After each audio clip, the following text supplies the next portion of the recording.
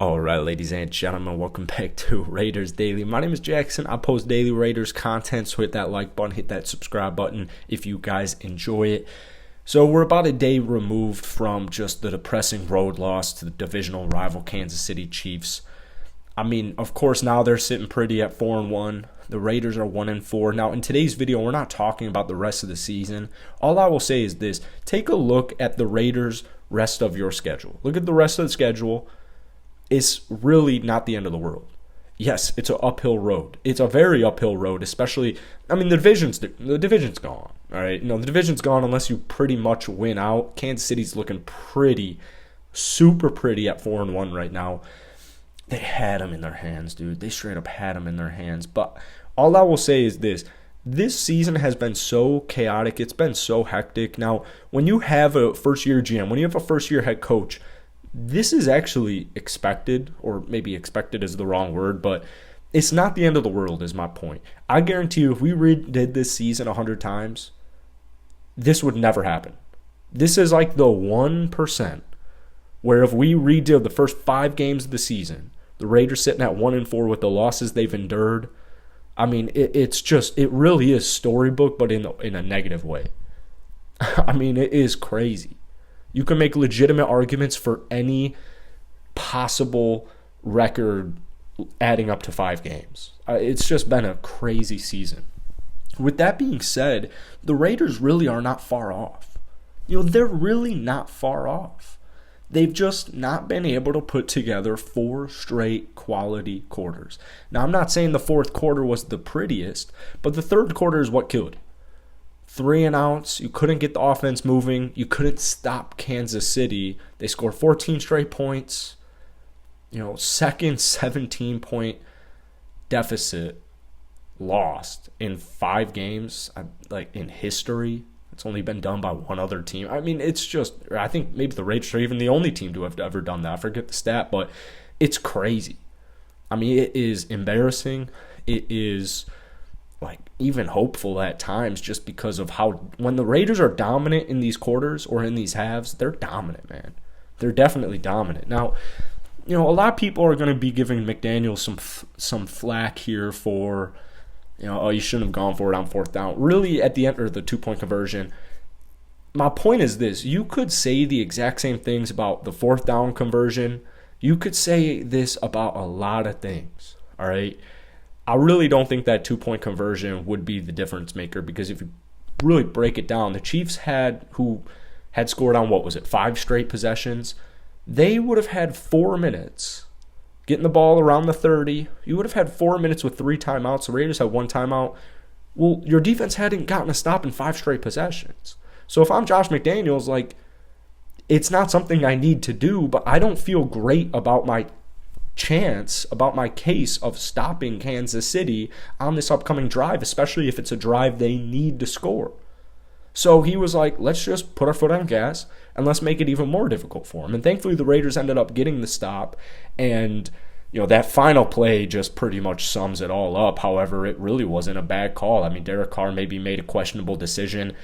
I will admit this, and it's really unfortunate. Derek Carr looks like a scared, desperate puppy in the middle of a busy highway sometimes when he gets pressure. I mean, it's tough. I won't lie. It's tough. He looks like a desperate puppy looking into traffic. It's tough. But to McDaniel and Derek Carr's credit, we go back to the first drive. Mac Hollins had a deep ball. It was in his hands. We also go back to that 4th and 1. They run a play-action play. And Derek Carr chucks it downfield to Davante Adams, and it results in a touchdown. Like, I will give props when props are due. So it's not all bad. It's not all bad. It just comes down to making the plays and doing your job for 4 straight quarters. Because, would I say Derek Carr necessarily had a good game? I guess I would say he had a good game, but I wouldn't say he had the best game. Derek Carr definitely didn't have the best game. 241 yards, 2 touchdowns, 0 interceptions. Those 2 connections to Davante Adams. First things first, the 2 touchdown connections to Davante Adams, he only had 1 other reception. I mean, that's ridiculous. But, like, if you want to nitpick Derek Carr and be like, Derek, you got to play better, well, How about on that final possession where Davante Adams catch the damn ball? It's not like he dropped it. Get your freaking foot in, dude.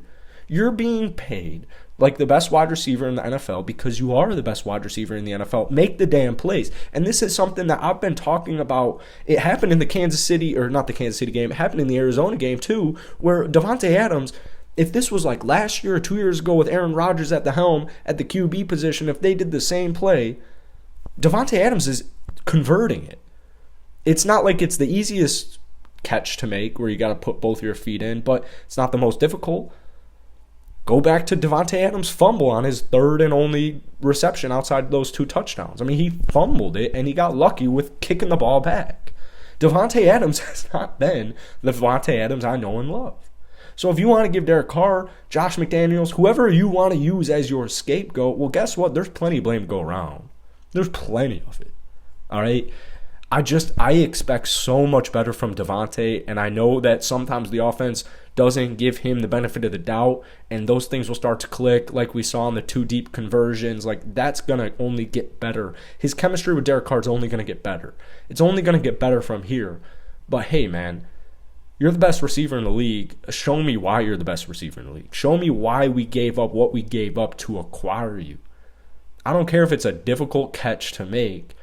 If you have over, like, I'll be generous here. If you have over a foot before the end zone and the ball is in your hands and you technically make the catch even, you need to get both feet in, dude. Be aware of your surroundings. But there's good things. You know, Josh Jacobs continues to just dominate. He ran for 7.3 yards per rush last night, 21 carries, 154 yards. He actually led the Raiders in receptions with 5, which is embarrassing in its own regard. I'm not trying to back up Derek Carr here because I know Derek Carr needs to play better. He needs to make better decisions at times. He needs to not be a scared puppy. He needs to use his feet more. We only saw one play where Derek Carr got positive yards with his feet. There was that one possession late in the game where he dipped it off to, I believe it was Brandon Bolden, but it could have been somebody else, where he had a clear first down on his own feet. Like, it's situations like that don't help, but you know, Hunter Renfrow only getting 4 receptions, 25 yards. Darren Waller's injury doesn't help. Davante Adams not being as effective as he could be definitely doesn't help. You know, the defense, I know I got a lot of crap for this yesterday. I still think they did their job. When your offense is doing 3 and out, 3 and out, 3 and out, 3 and out, and you're not being able to sustain any significant drives, well, who's going to be out there? Your defense is going to be out there a whole damn quarter. Of course they're going to get tired. And when we're talking about this Raiders team that's a little banged up on both ends of the ball, but specifically defensively, yeah, they're going to get tired, dude. So when you're playing a top quarterback in the league and Patrick Mahomes, like 30 points, it's not the end of the world. It's not what, you know, ideally what you're looking for. But like the Raiders had plenty of opportunities to win this game. It's not like if they converted that 2-pointer, you know, we would have all been fine and dandy, maybe, because it was towards the end of the game. But the Raiders getting a lot of crap, and I think there's blame to go around. I think it's just mind-boggling how they're 1-4. There's just a lot of things to talk about, but we'll end it here for today. I got an interesting video for you guys tomorrow, so stay tuned for that. Hit that sub button if you guys haven't already. I think we're like 100 subs away from 6,000, so I appreciate all y'all. Peace.